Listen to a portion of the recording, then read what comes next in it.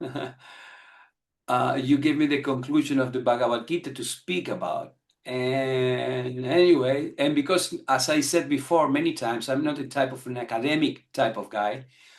And I just want to be very close to the people and see what people need for daily life, you know, because this philosophy is very deep. It's very, very deep. And many of us, we cannot grasp it all the time, you know, wherever it is, it's of an importance for the daily life, because we have to live daily life. We are not sages from Naimisharanya, or, you know, we have to how we just use all this wonderful knowledge that the Lord gave us in the Bhagavad Gita and give to Arjuna and to all of us, how we use it in the daily life. So the other day was Vidura's, you know, lessons for daily life. Now is tyāga and sannyas, basically renunciation for daily life. My God, how we can renounce in daily life. So as we see the Bhagavad Gita, we can see that everything in the Bhagavad Gita talks about action, some type of action. You know, everything is action in Bhagavad Gita. Either is action or is inaction, but at the same time it's action, but it's not action. And so it's something kind of, we have to understand that, how we understand that. Yeah. So Krishna speaks about 3 basic karmas or action in the Bhagavad Gita.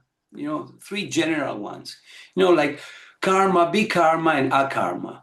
Okay, so karma means action, and so in a general sense. Okay, but the karmas that Krishna speaks is karma is actions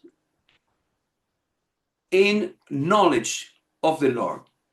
Like saying action following dharma, action following rules and regulations. That's karma, you know. So when we say karmis, you know, in ISKCON we say, well, this is a karmi, you know. Well, actually, a karmi is someone who follows rules and regulations, who follows dharma, performs actions in order to grow, in order to advance in their material and spiritual life. Vikarmi means someone who is whimsical. He's whimsical. He does whatever he wants, at any time, at any place, in any circumstance, just out of a whim. Okay, he doesn't pay attention on Krishna's rules and dharma and nothing like that. That's bikarma. And then we have akarma, which means performing action. Performing action for the satisfaction of the Lord. Harito Shanam. Okay? So we're going to talk today about karma and akarma. Bikarma, we don't touch that because bikarma is whimsical actions. It's a long subject, so I will try to be, as very punctual as possible, in 1 hour that we have for speaking. And then I would like to start to ask the question, okay, what do Krishna prefer? What Krishna wants from us? I mean, what Krishna wants from Arjuna, and basically from us. So Krishna gives some, he give his opinion. We all have our own opinion. Krishna has his own opinion too, It's God, he has his own opinion. And he said, if you want to perform, the best actions that you can perform are, and Krishna says this in the text 8 of the 12th chapter, and he goes for 5 verses from the text 8 to text 12 in the Bhagavad Gita, in the chapter 12. So you can open the Bhagavad Gita and you read it. If you don't, I just read it for you here. So Krishna says to Arjuna, just fix your mind upon me, the Supreme Personality of Godhead, and engage all your intelligence in me. Thus you will live in me always, without any doubt. That's the first proposal that Krishna gives to Arjuna. Just fix your mind upon me, the Supreme Personality of Godhead, and engage all your intelligence in me. We see this in the famous verse, man manava madbhakto becomes my devotee, pay obeisance to me, just dedicate your life to me, etc., etc. Many times Krishna says that. Just absorb yourself. Every action you do, every thinking you do, just do it for me. That's called Buddhi Yoga. Buddhi Yoga. Buddhi Yoga means what? Prabhupada said is perform actions for God, karma yoga, with the knowledge of God, jnana yoga, meditating on God, dhyana yoga, and for the satisfaction of God, bhakti yoga. So those 4 actions are what? Buddhi yoga, which means bhakti yoga in general. Prabhupada said that Buddhi yoga is bhakti yoga anyways. So it's the general thing. So performing action, thinking on Krishna, with the knowledge of Krishna, meditating on Krishna for the satisfaction of Krishna. That's comprise the whole Buddhi yoga. Okay, and finally bhakti yoga. So we have here the text number 8, that just fix your mind upon me, the Supreme Personality of Godhead, engage all your intelligence in me, thus you will live in me always, without doubt. That's perfect. Great. If you can do that, that's it. And paraphrasing, okay, Arjuna may say, well, I cannot do that completely. Or we may say that, not Arjuna, we may say that. I cannot do that completely. So Krishna gave the second, opportunity, and he said, my dear Arjuna, O winner of wealth, if you cannot fix your mind upon me without deviation, then follow the regulative principles of Bhakti Yoga. In this way, develop a desire to attain me. So you start to follow the principles, different principles of Bhakti Yoga, which are many, and then you start to become attached to serve Krishna. You become attached. You develop the desire to attain me, Krishna says. And Arjuna, we may say, well, I don't think I'm quite can do that neither. So Krishna says again, okay, if you cannot practice the regulation of Bhakti Yoga, the regulations of Bhakti Yoga, then just try to work for me. Because by working for me, you will come to the perfect stage. You will come to the perfect stage. Okay, so what Krishna is proposing here,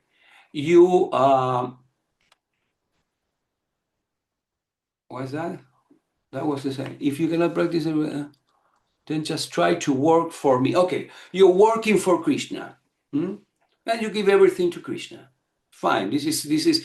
I'm a Krishna's worker, and you give everything to Krishna. And we may say, well, I don't think I quite can do that neither. Because we come here, we want to enjoy, we want to lord it over. Because we want to lord it over, don't ask me, Krishna, that I should be working for you. I came here to this planet Earth or wherever, to this material world, to work for me, not for you. Fine. And then Krishna said, if you cannot do that, if however you are unable to work in this consciousness of me, then try to act, giving up all results of your work and try to be self-situated. In other words, okay, don't work for me, work for you, but at least become renounced. Just give up the fruit of your activities. This tyāga that we're going to talk about it today. And become in that case, you become more and more self-situated, because you understand that finally, this world, nothing is for you. This is the purpose of religion.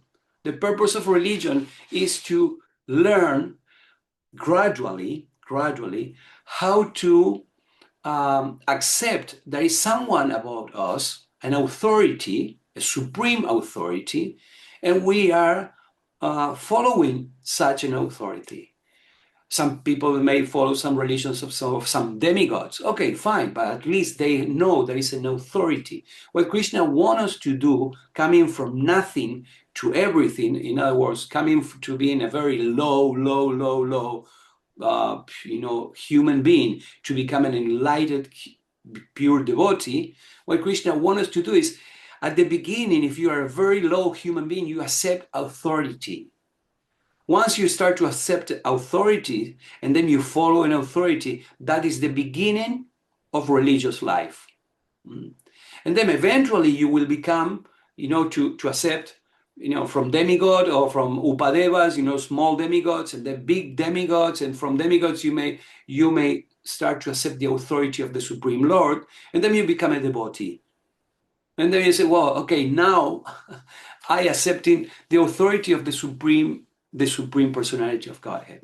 And then you start to accept Bhagavad Gita, this Sambandha Jnana in Bhagavad Gita. You understand, Krishna, this is what Krishna wants from me, And then we becoming self-situated because we are in the right place now. We are completely attached. We're still completely attached, but we're self-situated. We understand that it's an authority and we have to give everything to that authority. Yat karoshiyas nasiya shuosiyasiya yatapasya kauntiya tat purusha madarpanam. Krishna says, also, everything you do, everything you give away, all the austerities that you perform, everything, Spanish, everything, do it as an offering unto me. Okay, so you have that, and then here Arjuna said, well, we may say, no, I don't think we quite can do that. I cannot just work for me, but give you the fruits. So is there any other thing I can do? And Krishna said, finally, if you cannot take to this practice, then engage yourself in the cultivation of knowledge. At least become a jigyasu or a jnani. Jigyasu means, you cultivate knowledge. Knowledge about everything, but at least you are not a dumb piece of stone, or something. And then you can become a jnani. You start to wanted to learn more and more and more about God. Okay, you cannot work, but then you cultivate knowledge, because we will see later, from knowledge becomes action. According to the knowledge you have, you act according to your knowledge, and then according to that, you also become you become one type of human being in a mode of goodness, passion, or ignorance. We're going to see it now in a few minutes. Okay. All right. So Krishna said, if you cannot take it to this practice, then engage yourself in the cultivation of knowledge. Jnani, jigyasu, jnani, the best, Better than knowledge, however, is meditation. Meditate on me. And better than meditation is renunciation of the fruits of the action. So Krishna is going back now. Okay, so but the better thing is just to do, as I said in the previous 3 verses. For by such renunciation, one can attain peace of mind. Okay, so that brings us to the class today. This was a little introduction. Arjuna wants to know what to do. As we want to do. We want to know what to do. Okay, so I'm going to, I don't know how to close all these WhatsApp things coming in. Hopefully it's not disturbing you. So what I'm going to do is I'm going to, let's see. I'm not very good on this. Zoom. What I'm going to do is I'm going to share my a PowerPoint that I have here. Compartir. Let's put this PowerPoint here. Compartir. Okay. Can you see the image? I mean the PowerPoint? Yes, sir. Okay, thank you. Tyāga and sannyas, renunciation for daily life. This is from Bhagavad Gita chapter, because the whole chapter has 60, 70 something, verses. So I said, okay, let's choose one. And I saw, the devotees who want to make this Vedavarsity, they want this verse. So we're going to talk about this verse. from Bhagavad Gita, chapter 18, verse 2, renunciation, but this time will be renunciation for daily life. Okay, so we see Krishna and Arjuna there. Arjuna is very attentively listening to the wonderful Lord. And now we're going to talk about real work for the pleasure of the Lord. I don't know what this, can you see a green line there? What is this green line going on here? Yeah, we can only see it's not very bold. My God, it's always something, you know?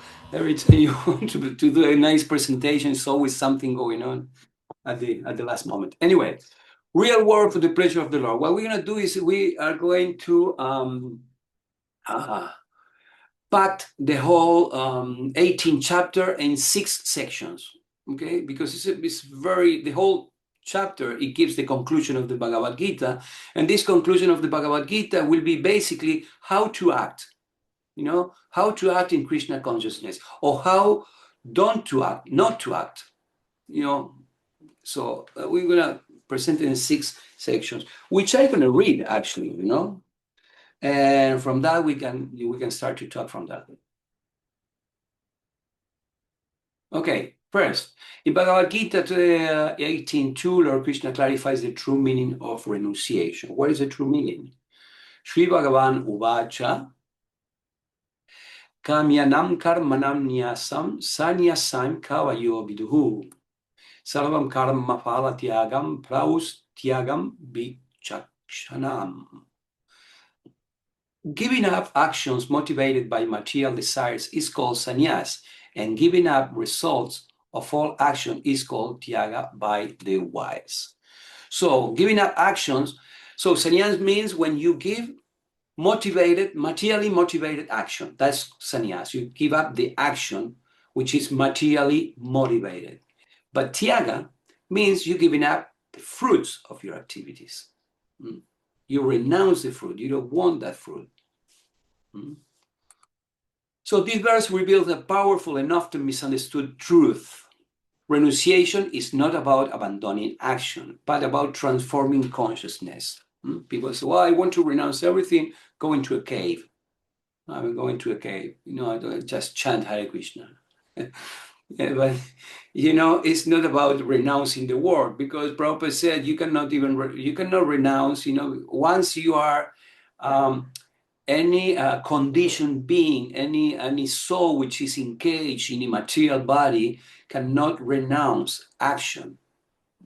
Action must be there, and also fruits must be there. The thing is what you do with that action, or with those actions, and what you do with those fruits. That's the important thing. Everybody have to do whatever have to do. So what is the shift in consciousness? Renunciate, because we say it's something about transforming our consciousness. So renunciation in consciousness, what involves from self-centered action to service-centered action. What you do, instead of just doing action to load it over, you know, the whole material, because we all come here to become Krishna. We come to this material world because we want to be Krishna. We come into this Purusha Bhav, you know, this mood of enjoyment, of course. So we think that we are the center of the world. It's like if you threw a stone into a beautiful lake, okay, and a very calm lake, you know. The first things you see is, you know, these round concentrical cycles, okay, coming out of the stone. But what about if you threw 2 stones or 3 stones? Every stone will have these concentrical cycles, right? So the same thing is, so we come from the spiritual world. We came to this world to be the one, you know, and our ego expands. But many other people has the same idea as we did, you know, as we do. They also come because they want to be the one. So all these egos start to encroach into one another. So that's our problem. And then all these societies, all these isms, everything is arranged in order to make you feel that you are the center of everything.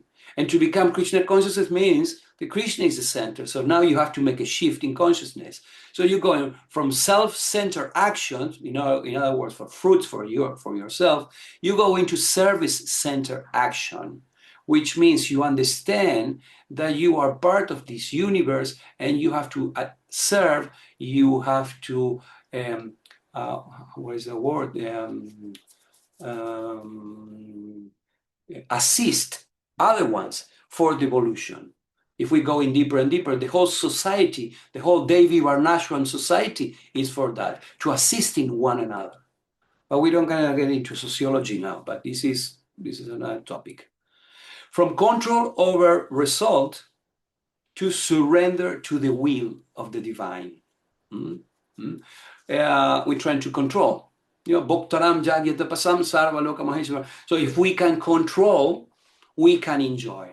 Therefore, Krishna said, if you want to be shanti, shantim richati, if you want to reach, shanti, peace, you should give up control. You should give up enjoyment.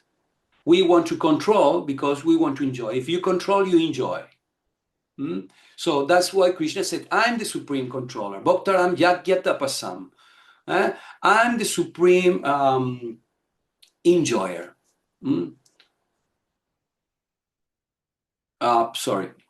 I'm the supreme enjoyer, is Bhaktaram Jagyatapasam. Sarvaloka Maheshwara, I'm the supreme controller. But Shantim Richati, if you want to reach peace, you have to understand that even though I'm the controller and the supreme enjoyer, I'm the friend of every living entity. Suridam Sarvabhutanam, I'm in the heart of every living entity.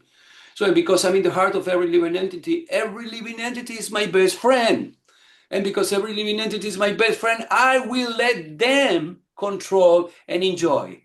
But first they have to understand with all their heart and the whole being, they should be surrendered completely to the idea of that I'm the controller and I'm the enjoyer. So everything should be given to me.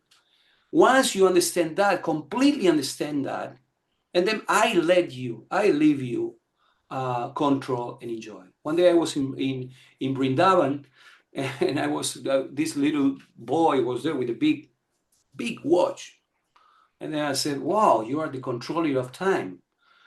I just make a stupid joke, I don't know, but anyway. So someone came, his father came and said, "No, he's not the controller of time." And I look at, I said, sorry, I said to him, "Yeah, you are the controller of time," I said to the little boy. And then I just tried to be more knowledgeable and said, "Well, no, we know that Krishna is the controller of time." No, and his father came to me and said, "No, Krishna is not the controller of time." So I opened my eyes like that. I look at him, I thought I was very erudite what I was saying at the time. And I said, in Vrindavan, Krishna is not the controller of time. His devotees are the controller of time. So Krishna gives you these opportunities to be better than him, even, in one sense, you understand what I mean. Okay, surrender to the divine will, from attachment, detachment with responsibility. And when you have this shift of consciousness, you go in from attachment to detachment. Yeah, you become detached, but you have responsibilities. You perform your duty nicely. Oh, now I have another green line here. I don't know what it is, but anyway. So, first section, the true meaning of renunciation. The true renunciation, tyāga and or sannyas, does not consist of physically abandoning obligatory activities, but rather in completely renouncing the desire to enjoy the fruits or results. So we know it's not you have to go to a cave and you renounce completely. No, you just renounce to enjoy the fruits and results. Very difficult, because we came here to enjoy. Since it is impossible for an incarnated being to cease acting, one who performs their duty without attachment to the outcome is considered a true renunciate. Essential works such as sacrifice, charity, and penances should never be abandoned, as they purify the soul. So we have to do is purify the soul. We have to practice renunciation. We won't become renunciate from one day to another. That's why it's in the whole Varnashram system, we understand that first you become a brahmachari, and then you learn about Brahman, you learn about spiritual Brahman, you learn about the bigger Brahman, which is everything basically, material things, spiritual things, you know what it is, and then you choose if you want to be involved in all this materialistic way of in this material world, or you want to be fixed on transcendence. If you want to involve, you from brahmachari, you become an upakurbana brahmachari, which is you get married, basically, and then you deal with this material world every day, taxes, kids, school, job, etc., etc. You have so many things to do, But and then if you have been very well trained up as for your family, if you are a little girl, or for the guru when you're in the gurukula, if you're a man, you've been in a gurukula, if you have been very well trained up, and then you see the material world as a what? As a place to engage in the Lord's service. Because nothing is outside of the Lord. You get married, your wife, your husband, your kids, your job, your money, your house, every single thing is for the satisfaction of the Lord. And then you do this charity, and sometimes we don't want to give charity, for example. I say, well, I don't have so much money, and then no. Charity is very good. You give charity because it's basically Krishna's money that you give it to Krishna through someone, let's say through a brahmana, or through a person who is very poor, but he really needs that money for eating or something like that, or food or something. So penances should be there. We should follow. Prabhupada said in this Kali Yuga, the real penance, is chanting 16 rounds and following the four reality principles. We don't have to sleep on a bed of nails, or we don't have to just perform austerities of not eating for 45 days. No, follow the four reality principles. Chanting Hare Krishna is a penance for this age. Of course, this penance of chanting and then becomes nectar. Okay. So, and in that way, we purify our days. 2, factors of action and illusion of the ego. This is interesting. Every action performed through the body, mind, or speech is determined by 5 completely factors: the place of the action, the performer, the senses, the effort, and the supersoul. One who, blinded by the false ego, considers themselves the sole cause and creator of their action, lacks the true intelligence to see things as they are, and becomes bound by the material consequence of their deeds. In other words, the ones who think that whatever they do with their senses and with the place where they are situating themselves, or wherever they think, when you thinking that you are this body, and you think that wherever comes out of this body, or the work that this body does is your how is it that in English, pertains to you, or it belongs to you, or you deserve it, that's not someone with true intelligence. We understand that we are mounting in 3 modes of material nature. We're going to talk about now.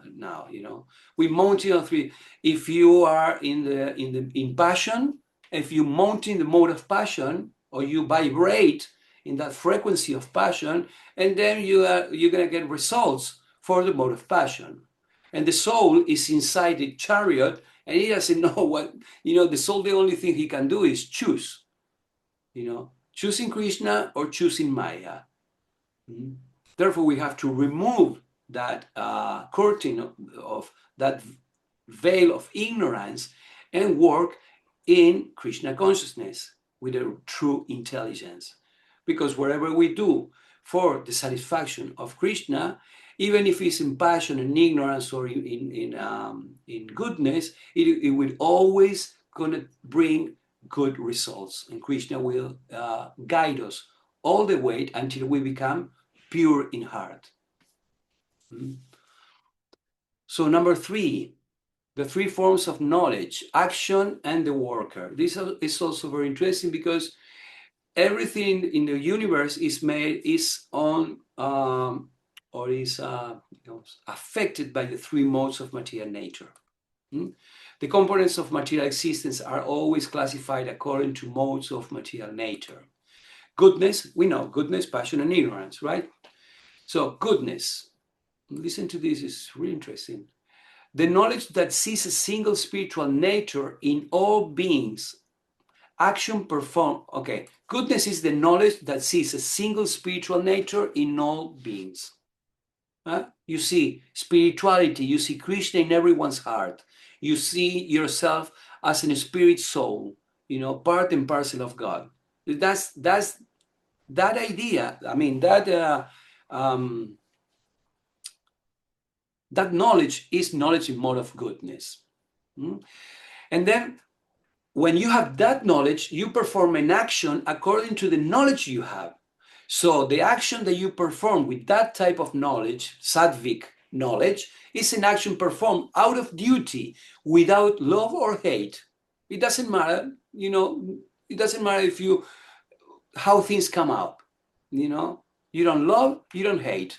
Why? Because you understand that you are part of the Supreme, you are not in charge, you are not in control, and the fruits are not for you. So it doesn't matter. So you don't hate and you don't love. Oh, I'm very happy because this and this and this happened, and it was so nice done by me. No? Oh, I'm very sad. No, I'm very sad, because I just wanted to perform properly, but I cannot perform properly. Therefore, I feel very bad because the outcome or the fruit that I wanted is not coming in the way I wanted. Are you sad because you want that fruit for Krishna? Or are you sad because you want that fruit for you? Because if you want that fruit for Krishna, you leave Krishna be in charge of. So you just perform your duty. And the outcome is up to Krishna. So why you will become sad because of that? If you have done everything that is in your power to do it right. Krishna says, I'm the ability on man. If you don't have the ability, it's because Krishna didn't give it to you. And Krishna didn't give it to you for some reason. So what do you care? What is the reason? The only thing you have to do is become a better person every time, a better devotee every time, a more surrendered devotee. That's the only thing you have to do. And Krishna will give in time whatever he wants. Is his result, is his fruit. And the worker, which is a mode of goodness, is constant, indifferent to success or failure, as we were saying now. It's indifferent to success or failure. Passion. Passion, the knowledge that perceives beings as separate in distinct bodies. Well, let's see here, I want to keep reading. Passion is the knowledge that perceives beings as separate in distinct bodies. What that means, for example, people think that there are different religions. My religion is better than yours. I'm white and I'm white and I'm better than you, that you're black. I'm skinny, and because everybody likes skinny women nowadays, so if you're a skinny woman, you are better than a fat woman. I mean, what? The soul is everywhere, and is the same soul. I mean, it's not the same soul, but what I'm saying is have the same qualities of Satchidananda in every single body. Those are we have to care for. Know the isms, no? Nationalism, feminism, all these isms, religionism. We don't care about that. So if we see differences, we are in the mode of passion. And what is the tendency when we are in the mode of passion? To become better than others, or to get something from others. In goodness, no, because in goodness you want to serve, because you see everything as is the Lord or the soul. But in passion, when you start to see bodies, different bodies, you start to think what I can get from that body, how I can get enough energy so my body enjoys more. This is a whole thing that we can go deeper one day, but this is basically what's going on. So, and then the knowledge that perceive beings as separate in distinct bodies is they perform actions motivated by efforts and desires for selfish gratification. How I can get energy from that body, whatever. I steal money from it. I cheat him or her. I have sex and just absorb, her or his energy, or I just go around, in the world thinking that I'm the center. It's also stealing energy from others. That's mode of passion. And the worker who is greedy, impure, and enslaved by the joys, and that worker is greedy because always want more and more and more, impure, of course, because it's not spiritual, and is enslaved by joys and sorrows. It depends. I'm happy now, I'm sad now, I'm happy now, and that's mode of passion. And of course, mode of ignorance, you are blind, petty, and untrue, and the knowledge and ignorance is blind, petty, and is always a lie, because you live in a phantasmagoria. It's an illusion. It's destructive. You act in a very destructive way. In ignorance, you act a destructive way. And the action is carried out under illusion. And the worker is lazy, obstinate, sluggish, and prone to deception. So we keep talking about action. So now you have knowledge, particular knowledge, and then according to the knowledge you have, you perform a particular action.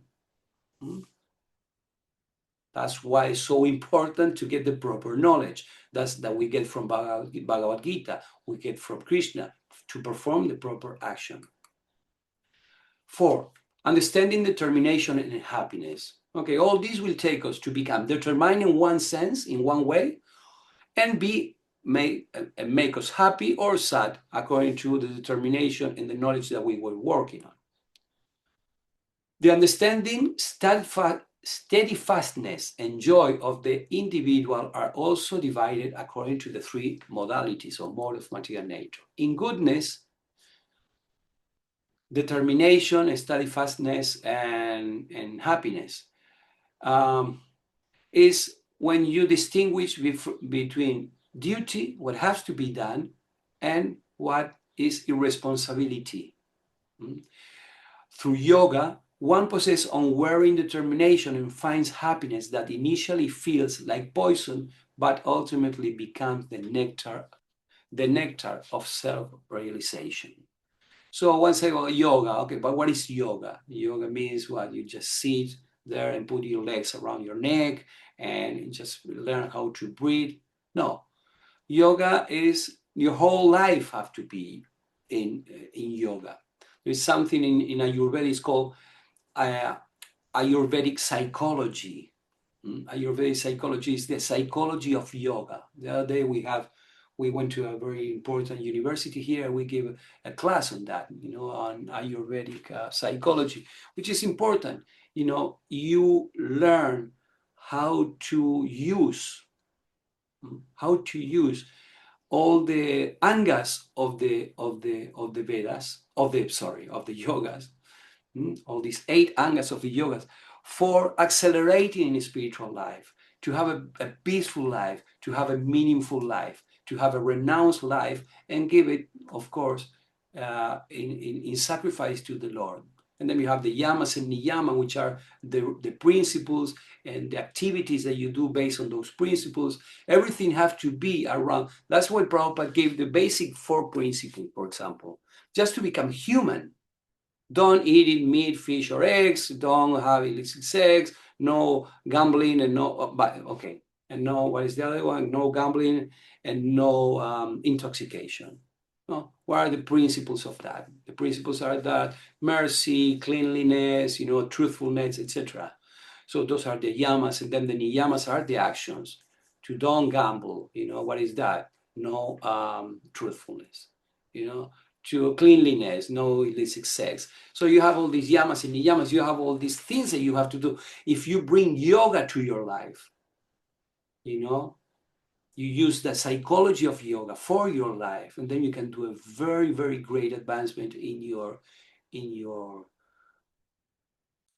life. You're going to live a clean life, a clear life, and then renunciation will become very, very easy, because everything will be harito shanam, for the pleasure and the satisfaction of the Lord. And passion confuses righteousness, clinging to financial gain, for example, and sensory pleasures, and generate immediate but ultimately destructive happiness. Yeah, okay, I just can gain some very short-term fruits that we can enjoy. But at the end, you always end up in a bad situation, in a bad place, Okay, I say, well, I can eat as much as I want, but you always have some problems with your liver, with your kidneys, or with your stomach or something, because you eat in more of passion. Or I can have a lot of, crazy lifetime now, with different partners or sexual life or wherever, going to discotheque, fine, and then you're going to have to pay for that. So it's nice. It could be nice at the beginning, but then you have to pay for that. And everybody pays all the time. We all pay. Ignorance inverts moral values, stagnates in fear. Ignorance means fear because it's darkness. Darkness, tama. Tama, what means tama? Means darkness. Utama means over darkness. So darkness. What is darkness? Is fear, because you cannot see.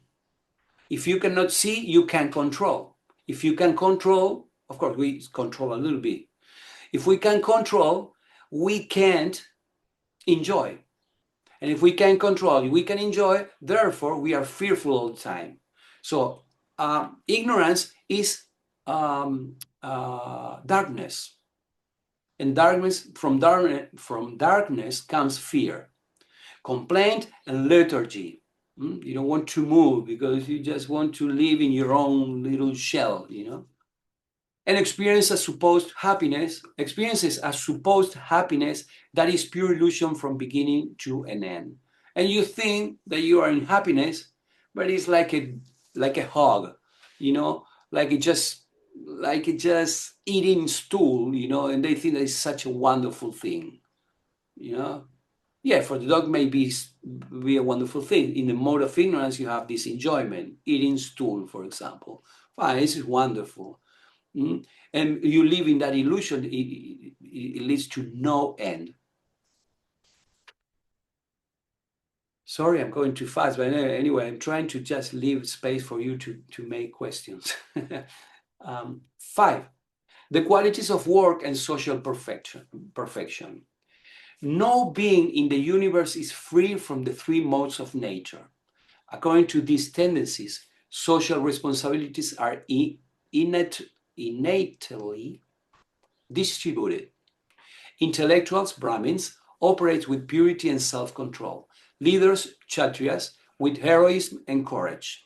Merchants, Vaishyas, through trade and agriculture. And helpers, Shudras, through service.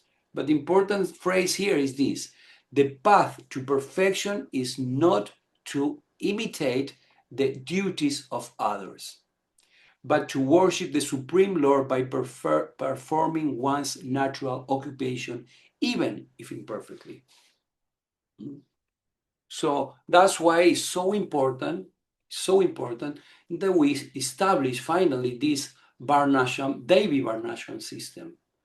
Because we have qualities. Of course, we are devotees of the Lord, or we aspiring devotees of the Lord. And of course, every single thing we do, is for or everything we do is for the satisfaction of Krishna. But we have qualities, natures, qualities, no? Guna karma vivagasa, what was that? Yeah. Chaturvarnya manashristam guna karma vivagasa. No, Krishna instituted that according to guna and karma. So we have to, according to the nature, we have to do the service to the Lord. So we do that service, but it's for the Lord. When we engage our nature, so we work detached, because it's our nature. This is how I know how to. Well, I don't know if I know, but for example, I like to speak. Me, Mahajan, I like to speak. Okay, so it's the thing I do. I don't know if I speak well or I don't speak well. I don't care. This is what can I do, and I speak about Krishna. I don't speak about football or things like that, or the weather, or nonsense things all day, every day. I speak about Krishna. This is what I can do. My wife is a cook. Okay, she can cook for Krishna. So according to your nature, you do whatever you do for Krishna. It's not a very difficult thing to understand. And then how you apply it to the day-to-day life. Okay, everything has to go around Krishna. You have to have, and then how you set up your house, how you set up your job, how you set up the education of your children. Everything has to be in goodness. Because if it's in goodness, you can see Krishna is everywhere. If it's in passion, remember, we have different things. Oh, this is kitchen, oh, this is cooking, this is my job. And then Krishna is at night, only at night when I just do my little worship, or in the morning when I do my little worship. And then the rest of the day, Krishna is not here. Passion. Ignorance is blind. I mean, we don't even speak about ignorance. So we have to make our house, we have to strive for goodness. We really have to strive for goodness. Don't try to be one of the 6 Goswamis de Vrindavan, some Goswami de Vrindavan or some. No, it's not for us now. It may come later, of course, we hope. Now we have to be from our house to every day to our daily life, have to be in goodness. And in goodness, Krishna will make the arrangements so you become more and more and more and more attached to spiritual life. To do things for Krishna, to realize that everything basically is finally is in control and enjoyment of the Lord. It doesn't matter if you're a Kshatriya, Vaishya, Shudra, that's another topic, but it doesn't matter. You just work with your nature and your qualities and your nature and qualities. 6. Reaching out the Brahman and the path of devotion.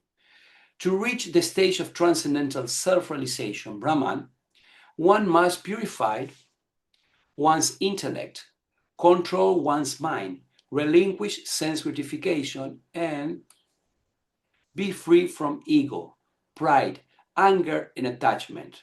By attaining this state of equanimity and peace, one neither desires nor laments anything in the material world, and becomes fit to enter into the pure devotional service, attaining the Lord's eternal abode through His divine grace. So this is related to a verse. It's also in this chapter. Is Brahmabhuta prasanatmana suchati nakamchati. We all know that verse. Is when one is in the Brahmabhuta platform, which you attain it when you attain self-realization. Of course, purified your intellect, control your mind, relinquishing sense gratification, and of course we are not going to tell you how to do all this in just the next 15 minutes, but it's something to talk in another day. And be free from ego, pride, anger, and attachment. That's we have to work on. This is just not some words in a paper. We have to work on these things. We have to really be, don't go through life just doing things externally. We have to go in. What is the way that Prabhupada gave us the technique in one sense, we can call it like that, that Prabhupada gave us to go in and learn about us and about God. What is the technique? What is the activity that gave us? Not the technique, the activity that Prabhupada gave us. Chanting the holy names of the Lord. When we chanting, we learn about ourselves, we have time for introspection, and we know how to, and Krishna talks to us through the chanting of the holy name. Krishna is there, Krishna talks to us. And because he talks to us, we learn about ourselves, and we learn about Krishna, and we learn about the relationship with him. It's a very simple thing. We don't have to be very erudite to understand that. We have to chant, we have to talk to Krishna, and Krishna will purify our hearts in this anartha nivritti. That's another thing. We are very much into anartha nivritti, anartha nivritti, anartha nivritti. Bhaktisiddhanta Sarasvati Thakur said, the first years you do anartha nivritti. After that, you do artha pavritti, which means you don't focus so much in the purifying your heart all the time. You focus on becoming attached to Krishna.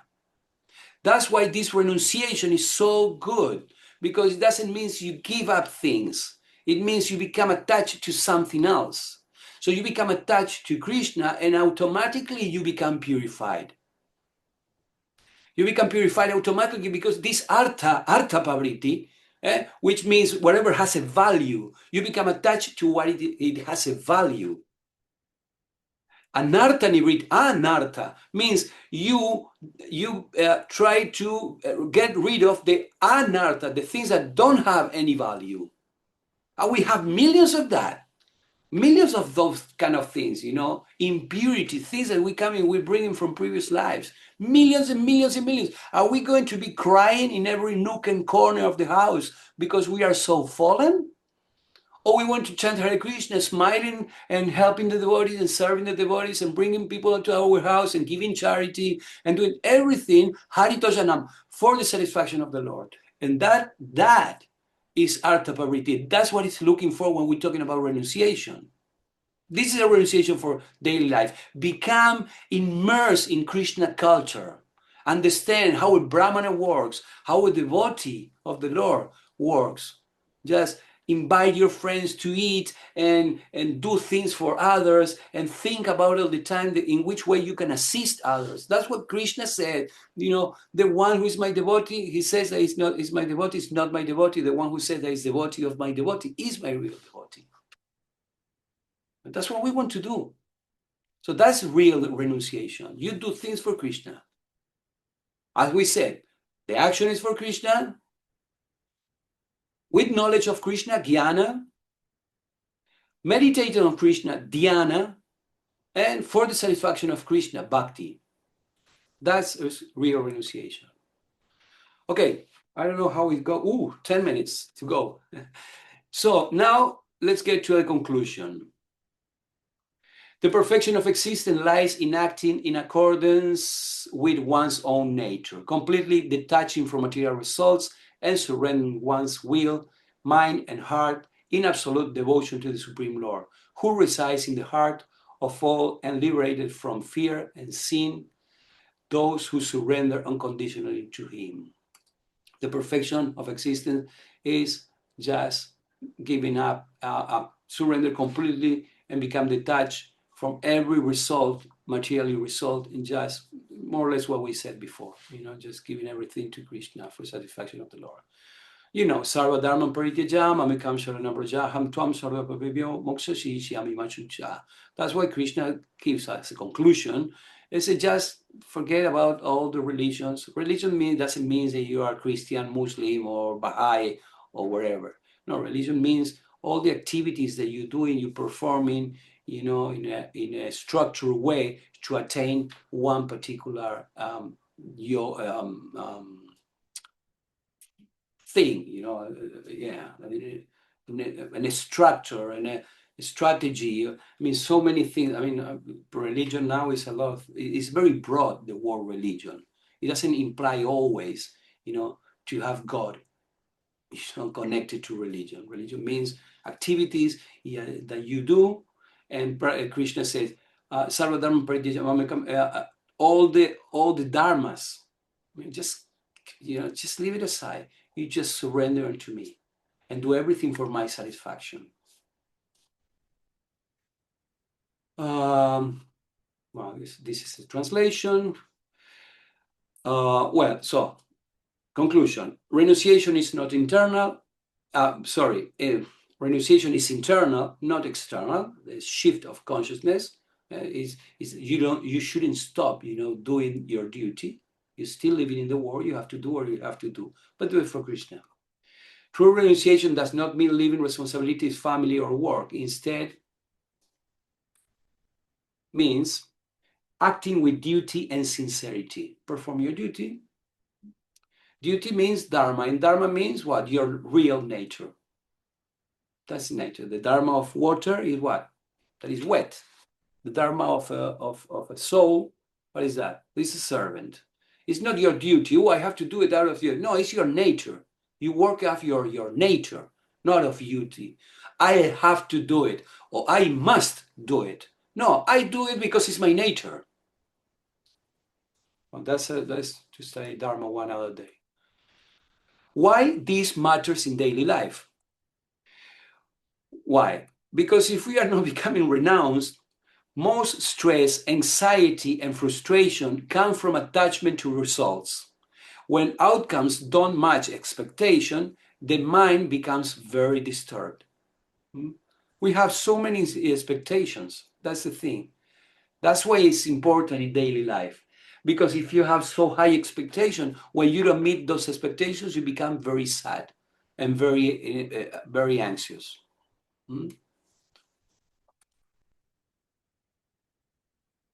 Okay, by practicing tyāga, you perform better because your mind is steady. Because you just renounce the fruit, whatever it is, you don't care because you're doing your duty. So your mind becomes fixed. You have to do it. It's like anartha nivriti. You have to wake up every morning and do the anartha nivriti, cleaning your heart.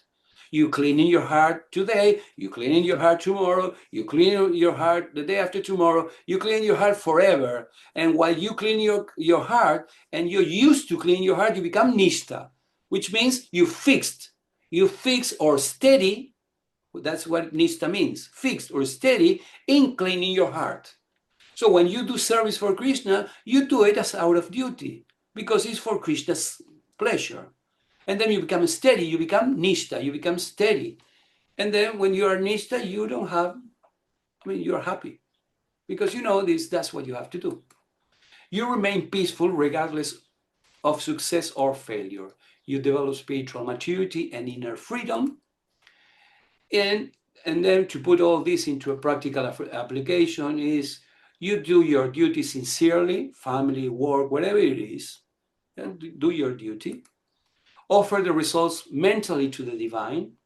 Of course, you're going to have to deal with money, taxes, matter, which is also sometimes is not so nice because we think that matter is Krishna's energy too. So you mentally offer it to the Lord. Accept outcomes with humility and great gratitude. Means the good outcomes and bad outcomes, the good fruits and the bad fruits, because everything is in the Lord's plan. And accept it as humility. And then focus on effort, not entitlement. Just focus on, just push yourself in order to do things very right. Right.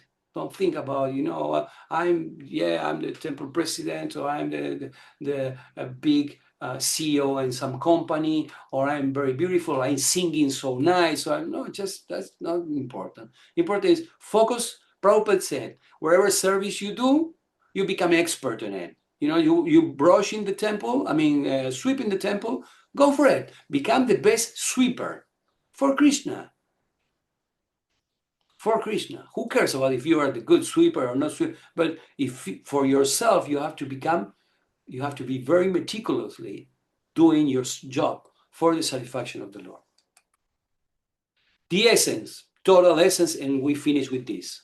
Renunciation is not about what you give up externally, but what you let go internally. It is a transformation of what will I get on how I can serve. Don't think about what you will get. Think how I can serve and have my Lord happy with me. Hare Krishna. Sorry, it took me almost 1 hour. I didn't leave so much space for questions, but here we are. I don't know if it's time for questions. I'm listening to you. Thank you for listening.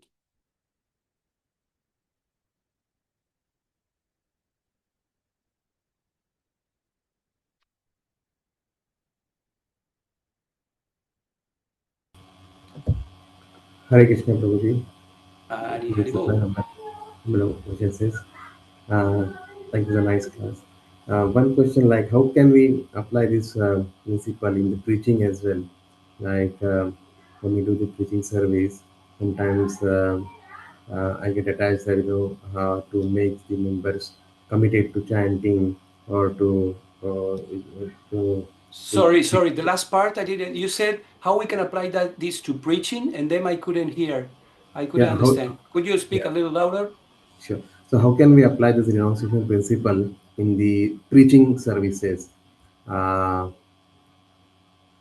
like sometimes, I get attached while doing the preaching services with the result, like, if the members are not committing to chant or take up the services. So how can we doing the preaching services but at the same time renouncing of that? Okay. Yeah. You know what is your name, Prabhu? uh, Shaila. No. Who is it? Yeah. Gopal Ganesha Das. Gopal Prabhuji. Hare Krishna.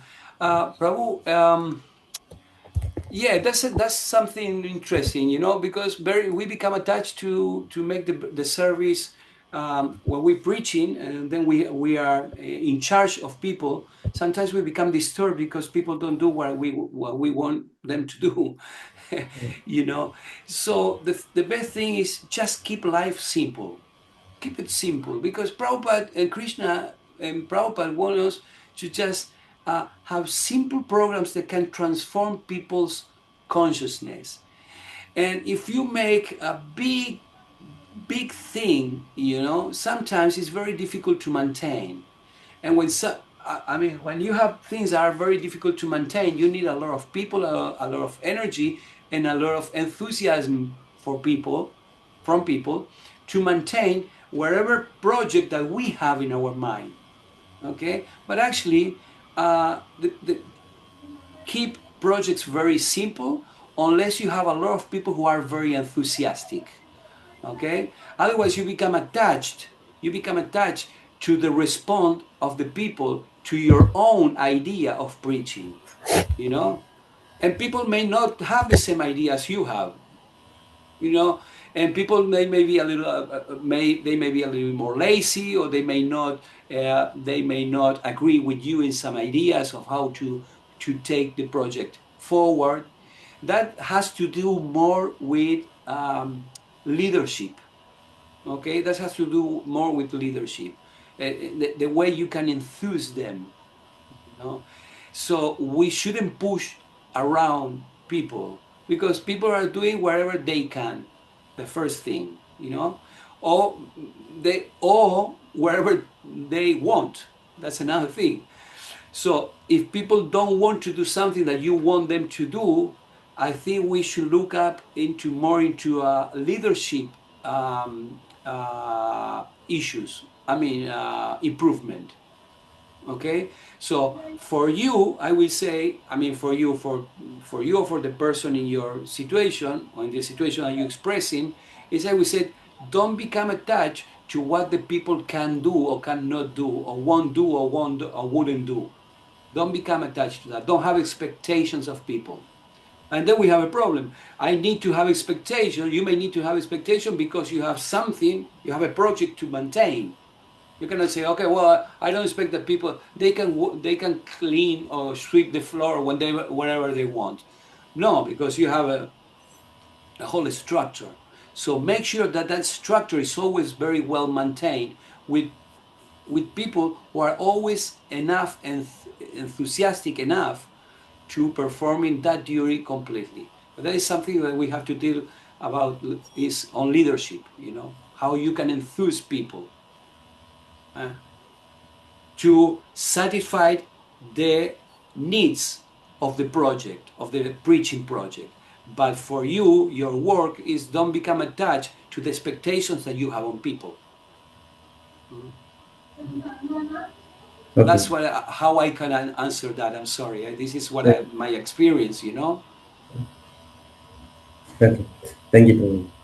Okay, Haribo. Hari. I don't know if that was a little answer Yeah, yeah, yeah, yeah, close to the yeah. answer. Okay, Close good, that. Thank good. Okay, okay,